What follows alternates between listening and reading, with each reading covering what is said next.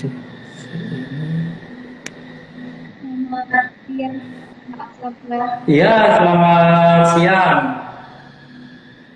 Ya, kita menunggu sebentar ya, Pak, Ya, untuk menunggu narasumber yang ya.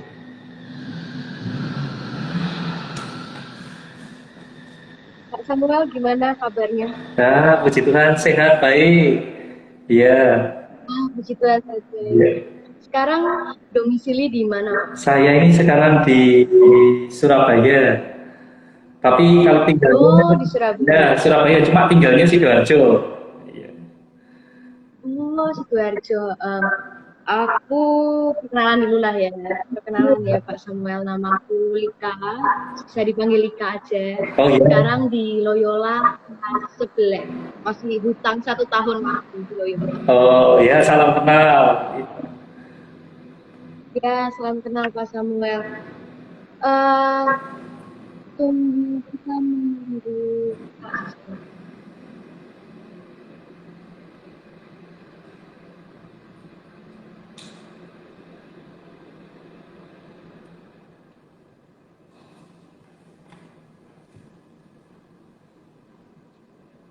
Oke, Pak Samuel. Saat ini kesibukannya apa nih? Saya sih saat ini ya masih sih, karena saya bidang yang saya jalani sekarang ini kan chemical, masih chemical, jadi ya Hmm. saya ini lebih ke arah saya ada dua produk, jadi memang saya ada dua perusahaan. Yang satu itu PT Mitra Kimia, ya saya juga ada produksi untuk bitumen emulsion, sama juga ada juga kita untuk trading chemical, ada. Jadi Hmm. chemical, Iya. Oh, berarti fokusnya di chemical, kimia gitu ya. iya. Jadi ada dua istilah yang kita orang awam gitu kurang paham Pak Samuel. Mungkin Pak Samuel bisa dijelasin lebih dalam gitu mengenai dua istilah yang tadi. Istilah yang mana ya? Yang tadi Pak Samuel sebut yang bergerak di dua bidang chemical itu. Oh, jadi kalau chemical sendiri itu kan sebetulnya lebih ke arah kita produk-produk yang berbasis bahan kimia ya. Jadi basic bahan kimia, mungkin kalau saya trading sendiri, trading saya juga ada main yang mungkin banyak trading yang mungkin tidak ambil ya. Jadi saya memang ambil ke produk yang pemainnya sedikit, yaitu barang B2, barang berbahaya B2. Jadi saya main produk B2 yang memang izinnya susah, tapi ya istilahnya pemainnya lebih sedikit ya. Ya itu chemical kayak formalin, parafom, borat, terus amonium nitrat. Ya, jadi memang ke arah produk-produk B2. Ya sama. Iya. Ya, jadi sama kita juga ada produksi untuk ini ya, bitumen emulsion ya. Jadi untuk coating, resin untuk coating. Mm-mm. Iya. Oke. Berarti tadi ada trading juga ya. Trading produk itu maksudnya seperti apa Pak Samuel? Kalau trading chemical itu, jadi gini, trading chemical kita ada produk import ya, import kita ada beberapa divisi ya. Jadi memang main di coating, ada coating ya, kita suplai bahan-bahan coating, ada suplai ke bahan Mm-mm. batik, ya, tekstil, rubber. Jadi ya memang industri ini kan cukup luas. Ya, industri luas dari kita segmen segmen dari food. Cuma kalau food saya memang belum belum bergerak ya di bidang food ya. Jadi fokus saya sementara banyak kan memang di coating, lalu sebagian Mm-mm. untuk ke tekstil, ya ada juga untuk di Mm-mm. plastik. Ah, Iya. oke. Terus kalau selain di bidang chemical ini mungkin ada kesibukan lain di luar pekerjaan Pak Samuel? Sekarang saya ini juga ya sejak corona kemarin saya ini mencoba bertani di Temanggung. Oh, bertani. Ya, Hmm. bertani itu saya juga banyak belajar sama dosen saya dari Polteka Mangunwijaya, bertani. Jadi bertani tanaman serai sama serai cengkeh nilam gitu.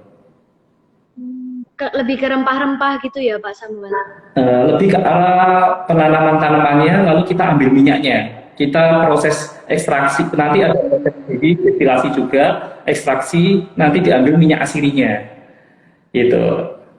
Oh, asiri. Iya, minyak asiri. Jadi kayak minyak serai bisa untuk karbol, minyak telon, minyak kutus-kutus campuran Hmm. gitu.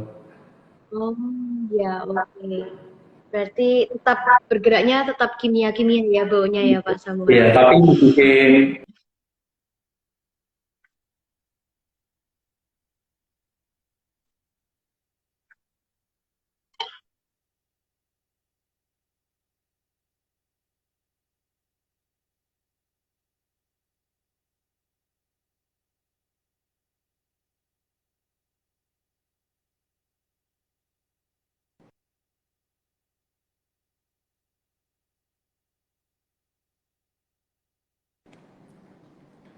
Halo, Pak Samuel, Iya, sudah kembali terhubung? iya sudah, sudah. Oh iya, oh iya. Mm-mm. Oke Pak Samuel. Jadi tadi sempat Pak Samuel sebutkan berkuliah di Politeknik Mangunwijaya ya Pak? Iya, betul. Em, Kalau boleh tahu alasan dari Pak Samuel mengambil dan memutuskan untuk berkuliah di Politeknik Mangunwijaya itu kenapa sih Pak? Jadi gini ya, dulu mungkin namanya belum Polteka, sekarang kan namanya Polteka Mm. Politeknik Katolik Mangunwijaya. Kalau dulu masih namanya tahun saya lulus, jadi saya itu alumni KEKL kan 2023, 2003. 2003 itu masih namanya Akademi Kimia Industri.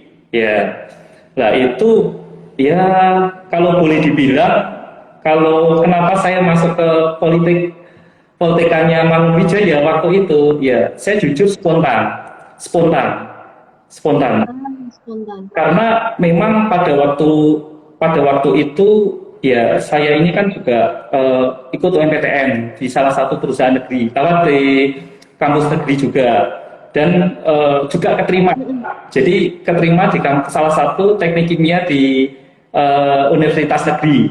Ya, jadi pada waktu itu kalau boleh dibilang sih saya mungkin masuk ke Poltekkad Mangunwijaya waktu lalu itu karena satu, karena memang karena waktu itu saya melihat di depan kampus itu ada patung. Jadi patungnya itu kalau kita di Loyola itu kan ada Santo Ignatius kan. Nah di sana itu ada patung memang Paulus. Jadi pada waktu sebelumnya saya berdoa, Tuhan ini saya ada diterima memang di universitas juga negeri S1 di teknik kimia.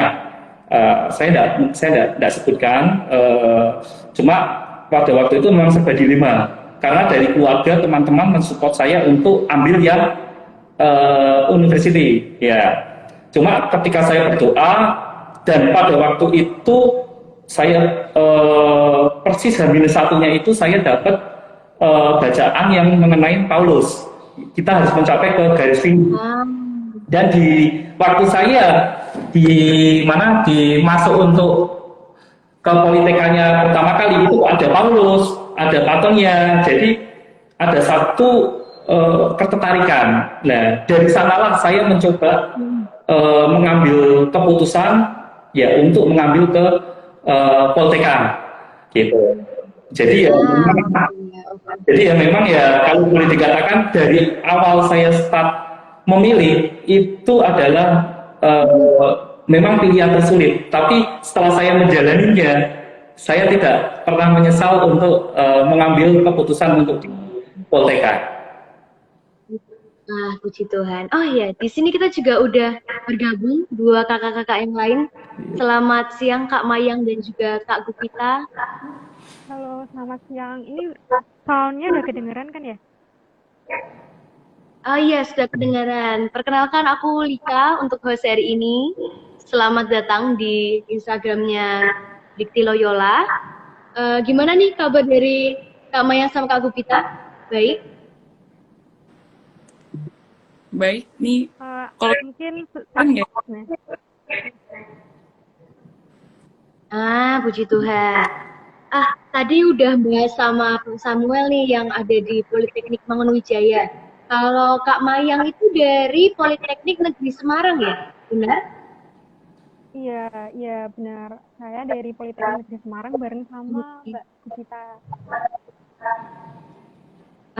Iya, berarti bersama ya, tapi di program studi yang berbeda. Iya, iya betul sekali. Kalau alasan dari Kak Mayang sama Kak Gupita nih bersama-sama memutuskan akhirnya masuk ke Politeknik Negeri Semarang itu apa sih? mungkin main dulu kali ya. Uh, iya.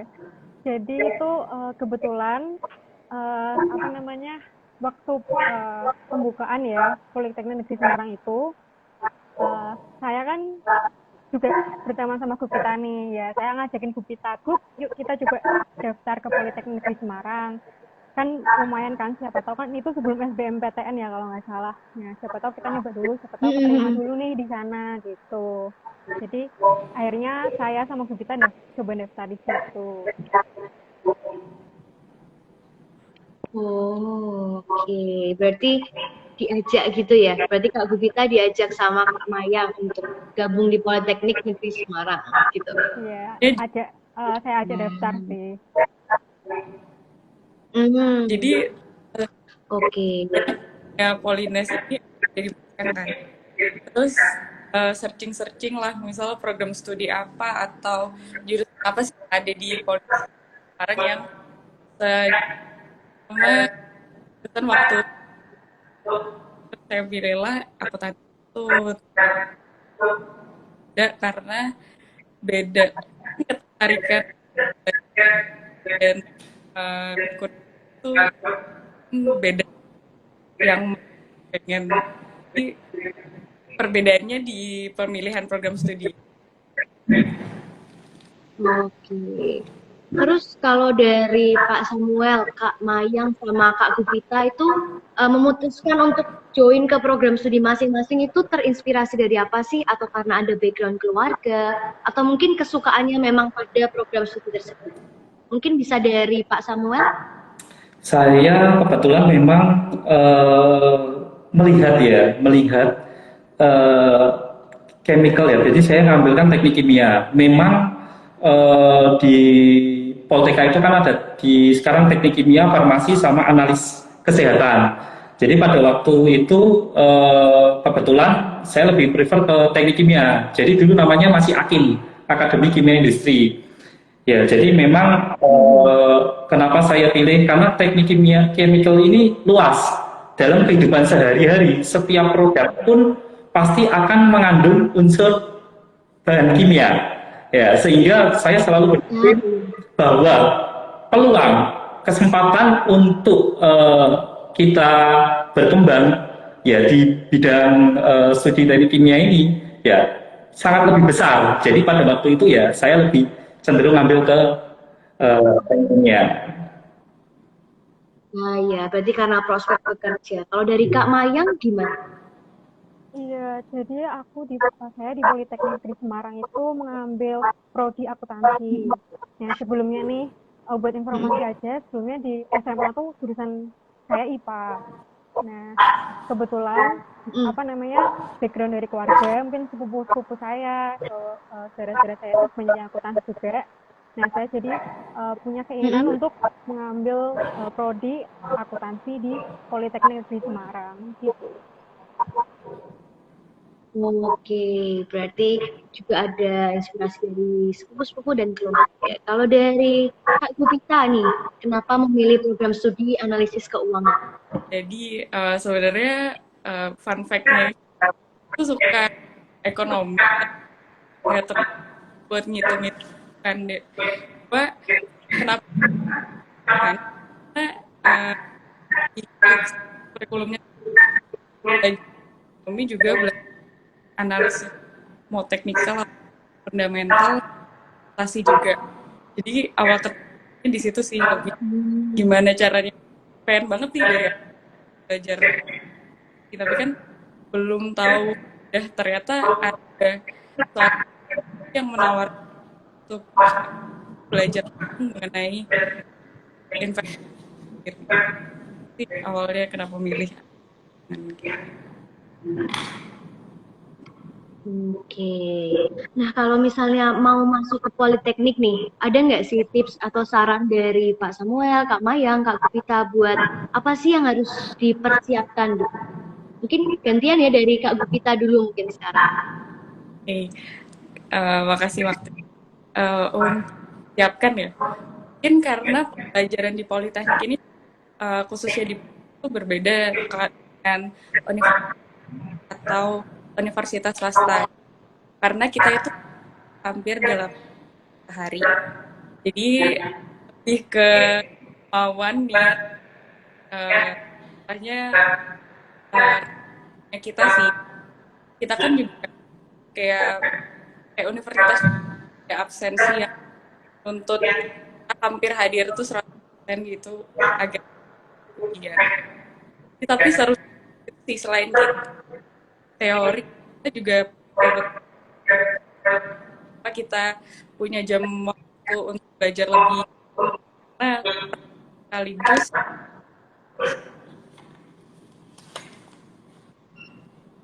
Oke, terima kasih Kak Gupita. Kalau dari Kak Mayang nih, apa sih persiapannya? Kalau persiapan untuk masuknya itu, mungkin kalau untuk daftar pasti belajar ya, udah pasti itu. Kebetulan kan saya kan maksudnya lewat jalur yang ujian UMPN ya.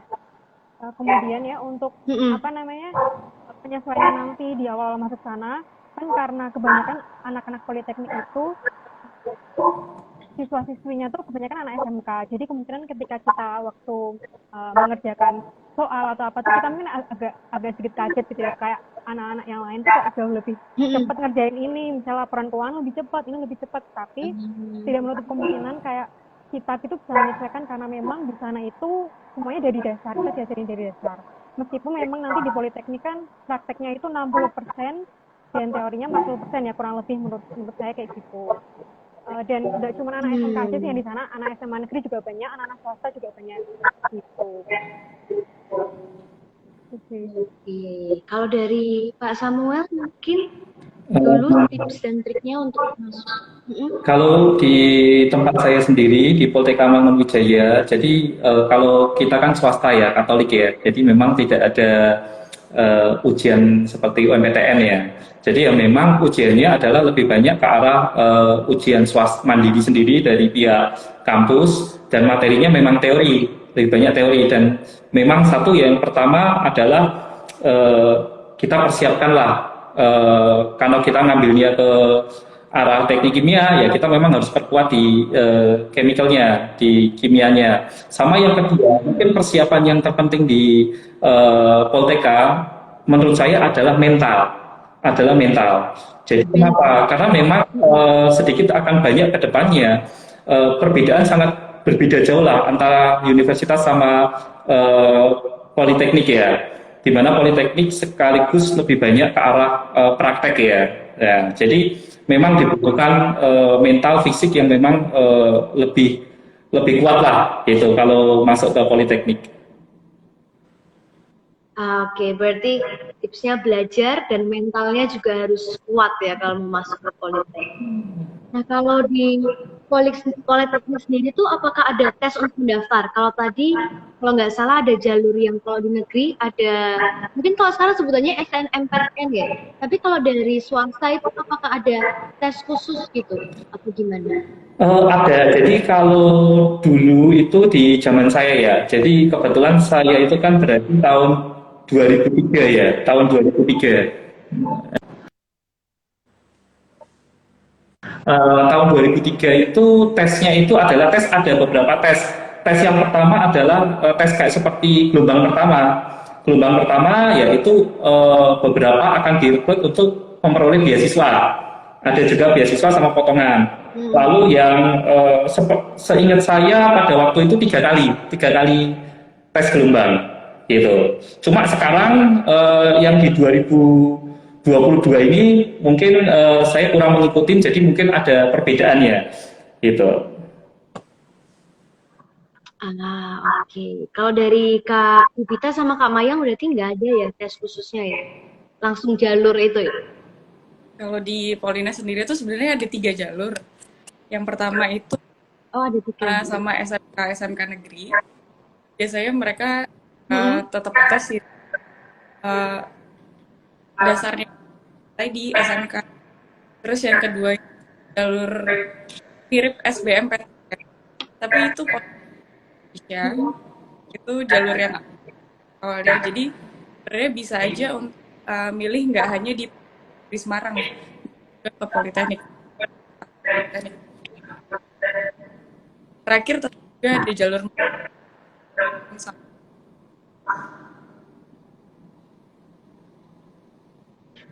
Oke. Berarti ada sedikit perbedaan lah ya dari kalau misalnya kita masuknya ke yang swasta sama yang ke negeri.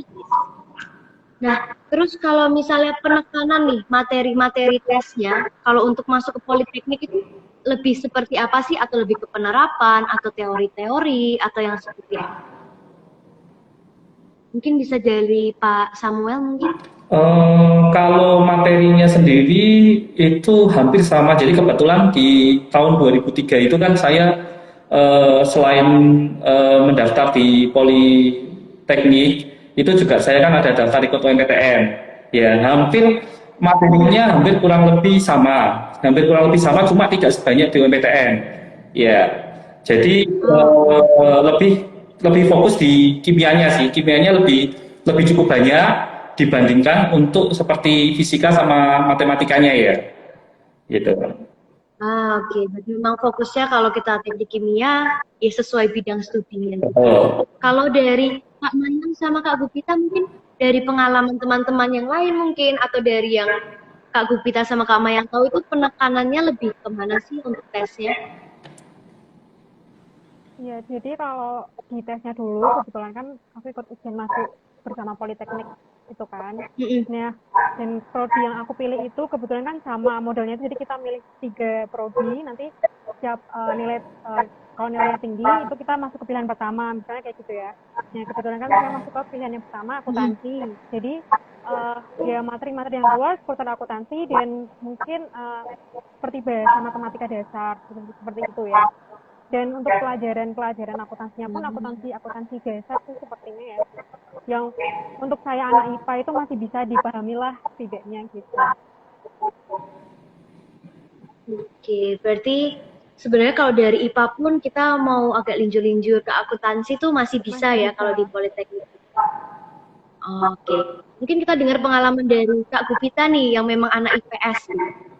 Gimana? Iya, sebenarnya lebih gampang memahami soal akuntansi ya, karena diajarkan di kelas. Kalau lainnya sih karena dan masuk ke itu, jadi lebih banyak ke kayak dasar gitu, soal dan jawaban. Jadi mungkin aja ya MPTN itu, dan bonusnya buat anak ini sering belajar matematika, ngerjainnya pasti lebih ini sih, lebih high sih kalau buat kerjanya tes ini. Oke, berarti matematika di IPA ada 2 itu juga membantu gitu ya kalau di keuangan. Terus kalau yang udah dipelajarin di Politeknik sendiri, kalau dari pengalaman masing-masing dari Pak Samuel, Kak Mayang, Kak Gupita itu apa aja sih? Mungkin bisa dari Pak Samuel mungkin. Materi yang dipelajarin ya. Ya, jadi memang kalau di Politeknik sendiri kan memang seperti yang umumnya ya, 60% itu lebih banyak ke arah praktek. Jadi lebih banyak ke arah praktek, 40% itu lebih banyak secara teori ya. Jadi di praktekmu itu pun banyak sekali yang kita bisa peroleh. Jadi itu praktek pun kita ada namanya kimia terapan, ya kan? Kimia terapan itu kurang lebihnya adalah seperti kalau di SMA itu mengukur tekanan permukaan, kelarutan, viskositas, dan itu di dunia kerja juga akhirnya sangat terpakai. Di tempat saya saat ini juga masih terpakai. Kimia analisa itu kita menganalisa kandungan-kandungan, misal kandungan asam asetat di dalam cuka merek Diksi atau Sukasari. Lalu kita ada kandungan protein. Nah, itu masuk kimia analisa. Dan itu di tempat saya saat ini, di perusahaan tempat saya juga masih kepake. Yang ketiga, kimia terapan. Kimia terapan adalah untuk ke arah produk-produk seperti cleaner, sabun, ya kan? Lalu produk-produk kosmetik. Nah, itu juga terpakai. Kenapa? Karena saya juga ada trading chemical, basic ingredient yang diajarkan itu sangat membantu untuk kita mengenali raw material, sehingga ketika kita membeli raw material kita sudah paham karakteristiknya. Lalu saya memperoleh proses industri kimia. Jadi proses industri kimia ini dulu mengenai minyak asiri. Jadi lebih mendalam, sehingga ini pun juga membantu saya ketika saya saat ini mencoba kemarin 2020 ya, COVID ya, mencoba bertani minyak nilam, minyak sereh sama cengkeh. Nah, itu juga di bidang studi ini praktikum dari proses industri kimia juga kepake. Kebetulan saya dibantu juga sama dosen politeknik yang memang membantu bekerja sama di minyak asiri di Temanggung. Lalu kimia organik juga itu mempelajari untuk lebih ke sintesa seperti metil salisilat, sintesa asam oksalat. Nah, jadi itu juga sangat membantu di dunia saya saat ini. Ketika saya mau suplai ke pabrik-pabrik yang memproduksi juga, misal memproduksi resin kan, ya itu saya juga sudah bisa memperoleh gambaran, cara kerja produksinya seperti apa. Lalu ada peroleh yang mungkin yang merupakan keunggulan dari di tempat saya waktu kemarin Politika itu adalah polimer. Nah, polimer ini sangat juga penting buat saya, karena di industri saya sekarang saya juga ada produksi untuk bitumen emulsion untuk resin. Jadi aspal sendiri kan sebetulnya tidak larut sama air, tapi kita coba larutkan dengan air supaya prosesnya lebih mudah. Nah, jadi ini teknologi ini juga banyak saya peroleh manfaatnya di Politeknik. Ya, jadi masih banyak lah. Kita praktek itu kurang lebih ada 9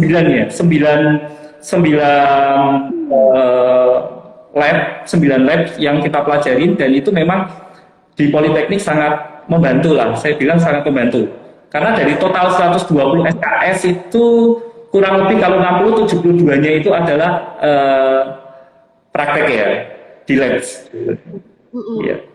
Berarti sangat berfungsi lah ya apa yang dipelajari di Politeknik itu untuk ke dunia pekerjaan juga. Kalau dari Kak Mayang gimana?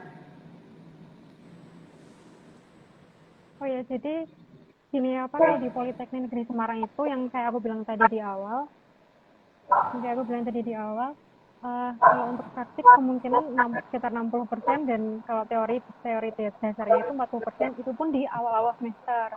Dan nanti selanjutnya itu isinya kebanyakan itu praktik-praktik terus ya, dari mulai kalau misal saya di prodi akuntansi itu praktiknya bisa mulai dari praktik pajak, akuntansi laporan keuangan, akuntansi keuangan lanjutan, akuntansi biaya, semua itu ada prakteknya gitu. Dan nanti pun kalau lulus itu kita disertai juga sertifikasi ya. Jadi sebelum kita mau ujian tugas akhir itu kita harus menyelesaikan sertifikasi yang telah disediakan oleh Politeknik Negeri Semarang gitu. Jadi untuk siapapun yang mau mendaftar di Politeknik Negeri Semarang itu nggak perlu ragu, karena di sini kita sudah dibekali benar-benar keahlian sesuai dengan prodi jurusan yang kita pilih gitu, sama kayak tadi yang dijelasin sama rekan kita. Nah, kayak di teknik kimia itu pasti politeknik itu menyediakan semuanya sesuai keahlian yang kita pilih gitu, prodi yang kita pilih gitu. Oke. Kalau dari Kak Gupita, gimana Kak? Wah, aku setuju sih sama Pak Samuel sama Kak Maya sebelumnya. Memang praktek ini didesain untuk teman supaya ketika terjun ke dunia kerja kaget istilah apa sih yang kita kerja dunia kerja itu dulu secara garis besarnya itu waktu kita kuliah beberapa praktek nanti juga kerja. Salah satunya teori atau praktek yang di Politeknik itu kemampuan untuk mengatur waktu ya, lagi jam apa nggak mungkin juga untuk diri untuk bersosial dengan dunia luar juga. Itu salah satu aku pelajari dari Politeknik itu gimana cara kita mengatur antara bersosialisasi luar terus saya belajar dan tetap di jalur untuk mempersiapkan di dunia kerja.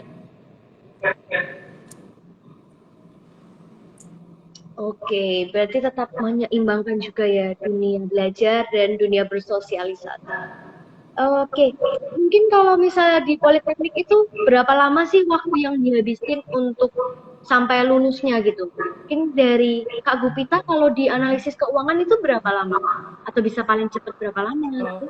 Kalau karena di Politeknik sistem jadi kita itu pasti lulus atau nggak boleh kurang atau lebih karena dari sistem kita nggak perlu milih atau mata kuliah apa yang akan diambil di depan, otomatis itu kita tinggal daftar. Nah itu nanti paling pelajaran di skripsi itu kan jadi maksimal tuh kalau di Polines itu nggak bisa untuk skripsi di semester atau di tahun selanjutnya. Jadi, ya itu kejar-kejarannya saling dukung temennya atau bahkan istilahnya menurut aku di dosen Politeknik sendiri ini sangat suportif gitu mendukung mahasiswanya untuk lulus di tepat waktu bareng-bareng. Kalau di analis keuangan kan satu angkatan tuh cuma sekitar 50 orang. Nah itu lulusnya itu baru didukung sama dosennya juga sampai jadi nggak hanya mahasiswanya yang sama. Asik ya, berarti dosennya juga mendukung penuh lah ya supaya lulusnya tepat waktu. Ini pengalamannya yang sama, Kak Mayang juga mengalami hal yang sama atau mungkin berbeda? Ya, sama sih kayak Gupita ya. Cuman kan kalau Gupita kan D4 jadi 4 tahun, sedangkan kalau saya itu D3 jadi 3 tahun. Dan memang harus tepat waktu lulusnya, dan dari kampus pun udah ngasih SKS, jadi yang mungkin nggak seperti universitas yang kita harus rebutan SKS gitu, enggak, tapi kita udah dikuat-kuatin SKS-nya. Jadi otomatis semua harus harus diambil sesuai dengan per semesternya itu, dan pasti lulusnya tepat waktu. Kalau kemungkinan memang harus diperpanjang, mungkin maksimalnya setahun gitu. Seperti itu. Oke. Kalau misalnya harus 3 tahun dan diperpanjang itu, kalau misalnya ada mata kuliah mungkin yang gagal, itu tetap bisa diulang atau seperti apa? Biasanya gagal itu kalau nilainya C, D, E gitu ya mungkin ya, itu kalau di kampus kami itu bisa memperbaiki nilai gitu selama itu bukan praktek ya kayak teori, tapi kalau praktek udah. Nah kalau praktek itu enggak, biasanya kalau teori itu masih bisa mengulangi untuk memperbaiki nilai ketika lulus nanti. Kayaknya itu juga nggak ada model kayak sistem yang mengulang ya, lebih ke kayak ujiannya diulang terus nanti kalau nilainya baik menurut dosennya bisa dirasa mampu untuk mendapatkan nilai yang baik, makanya itu bisa berubah jadi B atau A gitu. Tapi yang pasti itu biasanya perpanjangan setahun itu biasanya ya karena kemungkinan kalau misal anaknya tugas akhirnya itu mungkin belum selesai, nah itu bisa perpanjangan sampai 1 tahun lagi, atau kemungkinan memang absennya nggak full, nggak penuh, nah itu biasanya perpanjangan 1 tahun itu bisa maksimum setahun kalau nggak salah sih. Kalau lebih dari itu bisa drop out jadinya gitu. Kalau seingat saya ya. Berarti kalau melebihi, iya di drop out. Oke, berarti didukung sama universitas dan dosen, tapi juga tetap kembali lah ya ke usaha dan effort dari masing anak-anaknya. Gitu Iya betul, saling support aja sih. Kalau dari saling support, oke, berarti kekeluargaan Loyola nanti di Politeknik pun akan ada gitu ya. Kalau dari Pak Samuel berapa lama, Pak? Mungkin hampir sama ya dengan Mbak Mayang tadi sampaikan. Jadi di tempat kita pun di Politeknik Mangunwijaya sendiri kurang lebih kan 3 tahun. Ya 3 tahun itu pun kita kan satu angkatan ya, satu angkatan juga wisuda lulus juga bersama-sama. Jadi SKS pun per semesternya sudah ditentukan. Saya pernah itu dulu SKS itu karena saya merasa mampu lebih dari 24, saya mau minta 25, 26, itu tetap nggak bisa. Meskipun IP tinggi pun dan kita waktu cukup tetap tidak bisa. Maksimum 24 ya 24. Jadi mau dikejar sampai 3 tahun kurang, ya mungkin karena pada dasarnya juga kalau secara psikologis terlalu kejar cepat juga mungkin hasil yang diperoleh kurang bagus, sehingga memang dari Politika sendiri waktu zaman saya itu maksimum ya memang 24 SKS. Jadi 3 tahun itu kita sudah selesai, bahkan ada paling cepat itu 3 tahun kurang kalau setelah TA-nya sudah selesai. Nah, tapi itu pun wisuda akan bersama dengan satu angkatan. Nah, tapi di tengah-tengah itu biasanya kita ini hampir 80% itu sudah ditarik sama pihak industri. Jadi kita belum wisuda pun rata-rata sudah bekerja, sudah ditarik di perusahaan. Jadi saya pun 2006 itu sudah lulus TA selesai, saya belum wisuda, itu sudah saya dan beberapa angkatan itu sudah ditarik di perusahaan. Jadi ya bekerja 1 tahun, wisuda ya di 2007. Jadi kelebihan dari Politeknik ya ini untuk kerjasama dengan industri beberapa perusahaan cukup kuat, sehingga ya memang kita belum wisuda pun sudah dapat kerja, ya itu. Oh enak ya. Nah itu berarti salah satu kelebihan lah ya dari berkuliah di Politeknik gitu. Nah tapi kalau di Politeknik pasti nggak enak-enaknya aja, pasti ada dong kayak tantangannya. Nah kalau yang dirasain dari pengalaman dari Pak Samuel sendiri itu apa sih tantangannya? Tantangan ya pada waktu tantangan pada waktu kuliah ya. Jadi saya akan bahas pada waktu pertama di kuliah. Ya kalau di kuliah sendiri itu paling memang kembali lagi itu paling SKS paling banyak kan praktek. Jadi praktek kalau zaman saya itu satu SKS yang praktek kurang lebih 120 menit. Nah, jadi zaman sekarang kalau satu praktek itu kadang 3 SKS ya, berarti kan 120 dikali 3. Nah, ada juga kalau yang terbaru ini saya kemarin diskusi sama dosen, itu Politeknik sekarang satu SKS-nya yang praktek bukan 120, tapi 170. Jadi memang benar-benar jumlah SKS-nya tetap 120, cuma jamnya aja dipertambah sehingga prakteknya ini lebih kenyang. Nah, di saat tantangan yang terberat di zaman saya waktu itu adalah pagi itu harus teori. Nah, siang sampai sore itu harus praktek. Sehingga kalau kuliah berangkatnya pagi, pulangnya sore sampai petang. Nah, sore pun kadang kan saya juga ada aktivitas di luar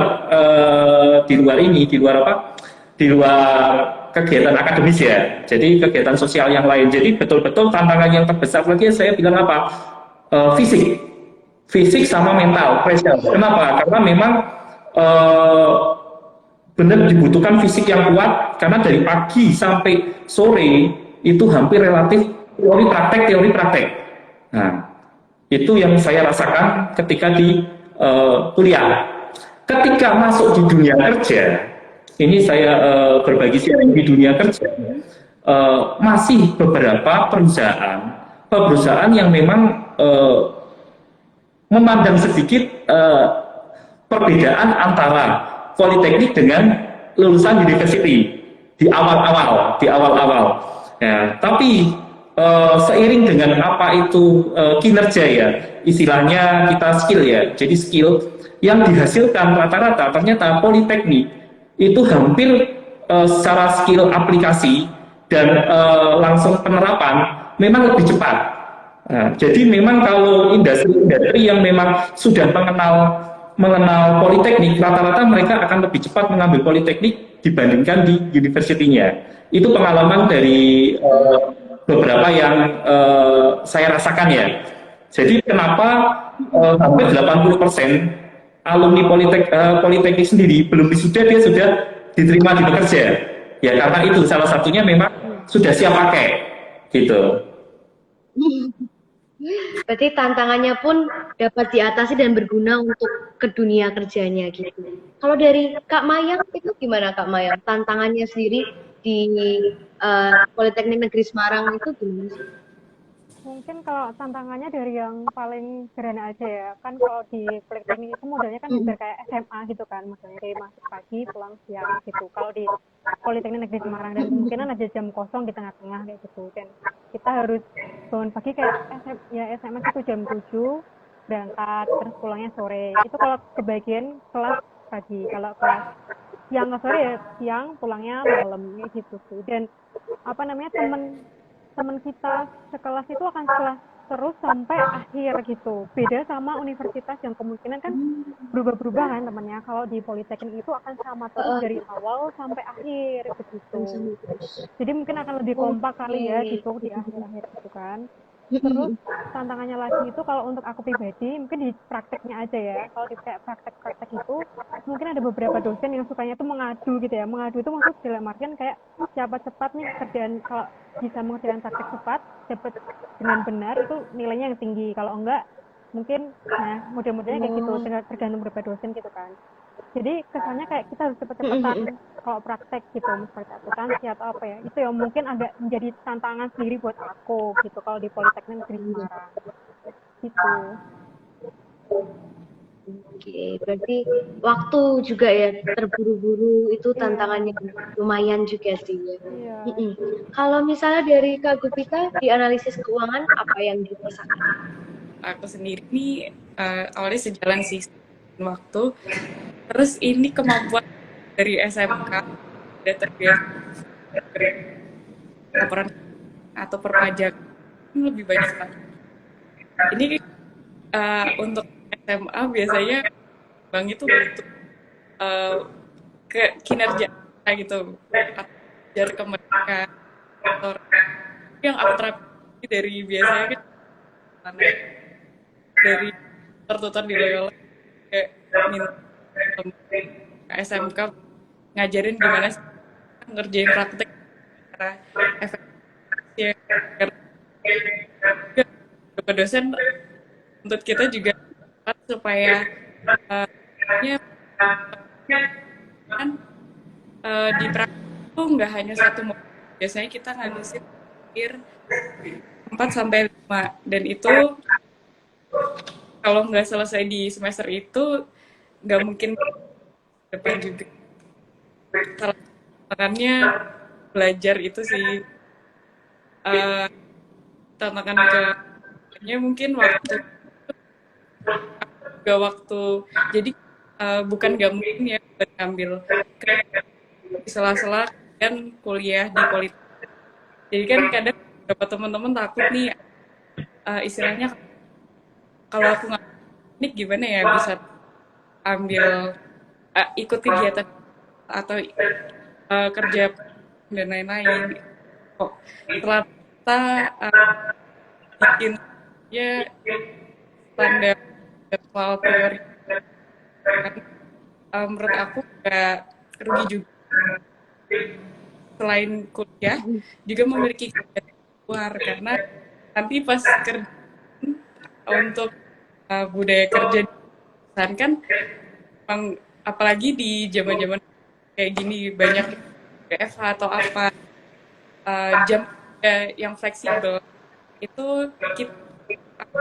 budaya kita untuk belajar di ini bisa diterapkan, atau istilahnya nggak kaget lah nanti waktu kerja itu fleksibilitas itu guna pekerjaan, udah nggak kaget istilahnya. Kalau menurut dari Pak Samuel, Kak Mayang, terus Kak Gupita, kan tadi disebutkan kalau di Politeknik sendiri memang prakteknya itu lebih dominan dibandingkan teori. Berbanding terbalik dengan yang di universitas ya, mungkin akan lebih banyak teori di sana. Tentu keuntungannya kan kita bisa lebih baik dalam praktek dan dalam bekerja, pengalamannya juga lebih luas. Tapi ada nggak sih kekurangan dari praktek yang lebih banyak dibandingkan teori? Mungkin Kak Mayang? Kalau menurut aku, mungkin jenisnya kekurangan ya. Lebih tepatnya kan tetap penyesuaian ke tempat kerja masing-masing pada akhirnya. Pada akhirnya di tempat kerja itu kita melakukan praktik gitu kan. Untuk mungkin sesuai dengan nanti job kita ke depannya kan. Itu sih kalau menurut saya. Kalau dari Pak Samuel nih, menurut Pak Samuel gimana sih? Sebenarnya kalau dengan jumlahnya praktek lebih banyak ya, sebetulnya itu menjadi keunggulan. Kenapa? Karena memang secara teori SKS-nya kan lebih sedikit, tapi teori yang yang diambil itu memang sesuai dengan kebutuhan dan tuntutan industri. Itu yang satu nilai yang adalah sesuai. Yang kedua, kita diperbanyak adalah di prakteknya, supaya tujuannya apa? Pemahaman kita ini akan menjadi lebih lengkap. Karena misal kita tahu sintesa secara teori memang bisa, oh ini dihasilkan seperti ini. Tapi secara praktek ini, itu realitasnya akan banyak berbeda secara teoritis. Karena secara chemical, kadang teori sama praktek itu hasilnya berbeda. Nah, dan disitulah saya rasakan semakin banyak praktek, itu semakin lebih baik. Justru dapat informasi praktek sekarang ini di jumlah SKS-nya dari yang tadi 120 menit sekarang dinaikkan menjadi 170 menit dari pihak pemerintah. Jadi hampir kalau tidak salah hampir semua politeknik naik. Lalu aturan yang terbaru juga dari pihak di tempat politeknik ya, itu sekarang kalau dulu TA, kalau zaman saya TA itu bisa di semester 6 mau akhir, sekarang tidak. Sekarang tidak. Jadi semester 1 sampai 5 itu TA. Dulu TA itu nilainya 3 SKS. Nilainya 3 SKS. Nah, saat ini dari program pemerintah sendiri ingin mencetak mahasiswa-mahasiswa yang memiliki kompetensi di bidangnya, terutama tidak hanya secara teoritis tapi bisa langsung diaplikasikan. Oleh karena itu, di semester 6 ini langsung dirubah. Itu sudah TA di semester 1 dan 5, semester 6 ini ada seperti magang ya, PKL ya, tapi ini 6 bulan magang di industri dan nilai SKS-nya tinggi, 20 SKS nilainya jadi 20 SKS, titik beratnya, dan ini praktek terapan di industri dan harus 6 bulan. Nah, jadi nilai SKS-nya juga jadi tinggi, 20. Kalau dulu adalah di TA, tugas akhir, SKS-nya hanya 3 bobotnya. Sekarang bobotnya adalah 20, bukan di TA dan bukan di TA. Dulu TA bisa digabung di kita magang di PKL di industri, sekarang TA harus riset penelitian. Lalu yang semester 6-nya tadi itu sekarang dititik beratkan adalah praktek di industri dan nilai SKS-nya adalah 20. Nah, jadi saya rasa penambahan dari praktek ini memang sejalan dengan program pemerintah untuk meningkatkan skill mahasiswa supaya memang bisa ilmu yang dipakai ini bisa langsung diterapkan. Karena banyak sekali memang teori-teori ini yang di dalam aplikasinya ini kadang tidak sesuai. tidak relevan. Nah, jadi saya rasa malah justru sangat membantu. Bahkan di dunia kerja ini sangat terbantu kalau saya sendiri ya, gitu.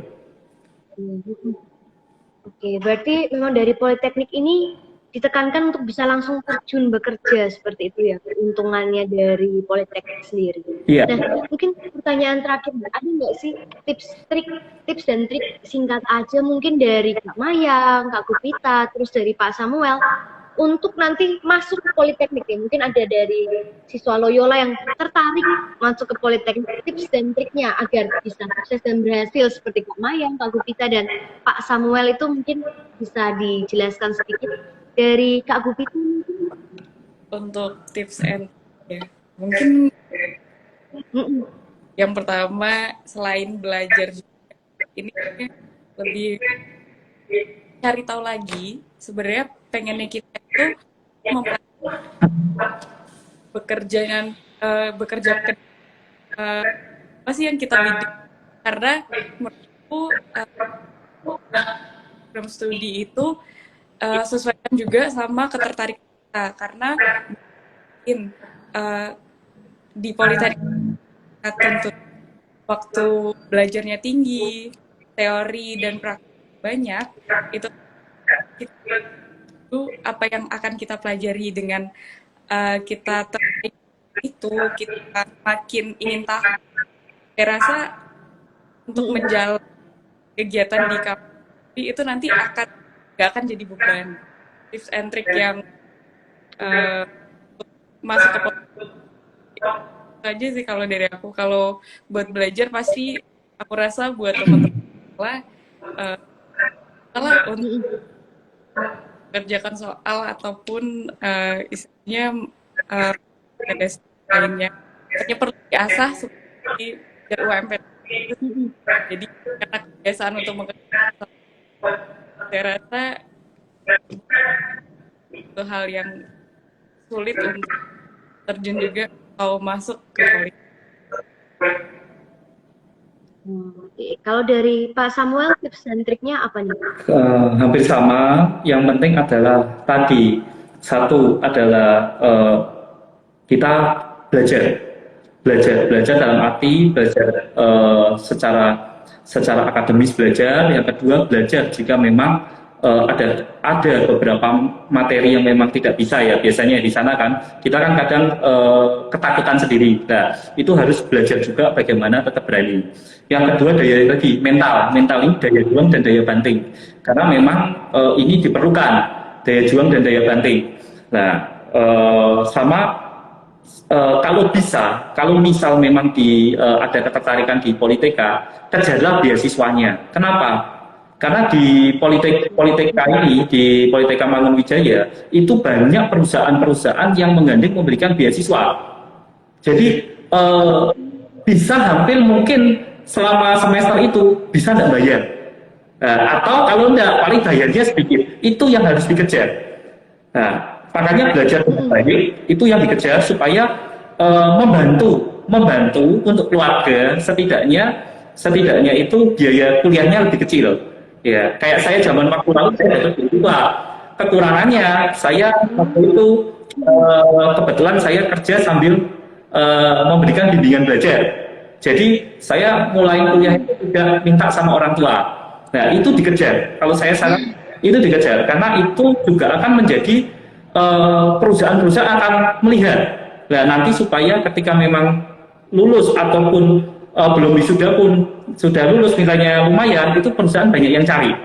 Nah, itu sama mungkin saya menambahkan sedikit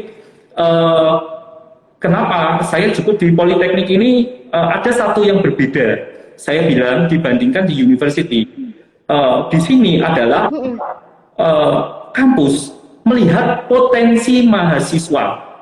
Jadi IPK memang penting. Jadi di kampus biasanya orang adalah menonjolkan akademis, ya kan? Kalau di ini saya melihat adalah sedikit berbeda. Daya juang, yaitu daya banting sama daya juang itu ditekankan juga, akademis juga. Nah, di sini saya melihat peran dari kampus ini sangat terlihat. Jadi ketika saya ataupun teman-teman, oke, kita semua teknik kimia, tapi setiap orang memiliki karakter yang berbeda-beda. Kalau kita belajar di ICS, dominan, influence, ya kan, confident, karakter orang berbeda-beda. Ada yang orangnya cerewet, suka banyak bicara, IPK-nya rendah, itu mungkin 2,3, 2,5. Mungkin kalau di university, wah kamu harus dipaksakan IP kamu harus sampai 3,8, 3, belum tentu kesuksesan dilihat dari IPK. Nah, tapi tetap IPK itu menjadi acuan, tolak ukur juga. Nah, tapi dari pihak kampus sendiri, dia menjembatani. Ada beberapa yang memang saya melihat, kampus ini melihat, oke, anak ini cocok untuk diarahkan ke marketing. Nah, jadi ada studi sendiri, ada itu kewirausahaan. Lalu di sana juga ada beberapa mungkin disusupi dengan materi yang marketing. Kenapa? Karena di dunia industri sekarang, marketing ini kan jantung dari suatu usaha. Nah, di situ dengan dipolesnya teknik kimia, dia sudah ada bekal. Jadi saya merasakan di sini peran di kampus sendiri terlihat dia mana yang memang memiliki karakternya I, mereka ditonjolkan. Mana yang dia C, analis, mereka diperkuat dengan apa? Dengan bekal-bekal analis. Ada penambahan QA dan yang lainnya. Jadi ya saya rasa kalau memang dari adik-adik kelas yang Loyola tertarik, saya rasa cukup bagus lah untuk ambil di Politeknik karena tidak hanya melihat dari segi IPK, tapi skill dan kemampuan kita akan diolah. Itu yang saya bisa bagikan. Baik, terima kasih Pak Samuel. Berarti ada bidangnya masing-masing dan ditonjolkan lah oleh Politeknik itu ya. Kalau dari Kak Mayang, tips dan triknya apa? Ya, sebelumnya minta maaf ya kalau kadang kurang fokus soalnya ini masih di kantor. Iya, jadi iya enggak apa-apa. Ya. Jadi kalau untuk menurut saya tips and triknya itu sama seperti yang dikatakan oleh Kupita dan Pak Samuel ya. Yang pasti itu selain menyiapkan belajar juga yang pasti menyiapkan mental. Cuman kalau aku yakin sih kalau anak-anak Loyola pasti mentalnya udah kuat-kuat kan ya. Tapi nah terus selain itu juga jangan ragu kalau ingin masuk ke Politeknik ya. Dan seperti kata Kak Kupita, yakini mau masuk di mana, cari tahu dulu keinginan kita, passion kita itu di mana gitu kan.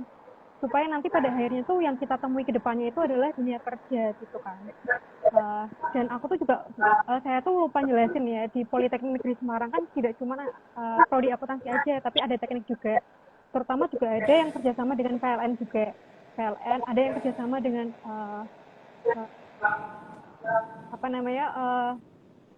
tempat kerja lain juga ada. Nah itu tuh juga merupakan satu peluang yang pada akhirnya ke depannya tuh juga bagus buat kita gitu kan. Jadi menurut saya itu jangan ragu untuk mendaftar di Politeknik karena memang nanti ke depannya itu peluang kerjanya itu besar. Gitu sih. Menurut saya. Oke, luar biasa nih sharing-sharing dari Pak Samuel, Kak Mayang, dan juga Kak Kupita. Sungguh berkesan mendengar kisah, cerita, dan juga berbagi pengalaman dari Pak Samuel, Kak Mayang, dan juga Kak Kupita. Tapi sayang sekali sesi Bidikti Loyola KEKL live sharingnya hari ini untuk episode kelima untuk Politeknik harus berakhir. Kami dari SMA Kolesi Loyola dan juga dari tim Bidikti Loyola mengucapkan banyak terima kasih atas waktu yang sudah diberikan oleh Pak Samuel, Kak Mayang, dan juga Kak Kupita. Terima kasih juga untuk para teman-teman yang sudah setia menonton dari tadi hingga sekarang. Saya mewakili dari tim Bidikti Loyola dan juga Pak Samuel, Kak Mayang, dan juga Kak Kupita undur diri. Terima kasih semuanya. Terima kasih. Sampai berjumpa di lain waktu. Mari.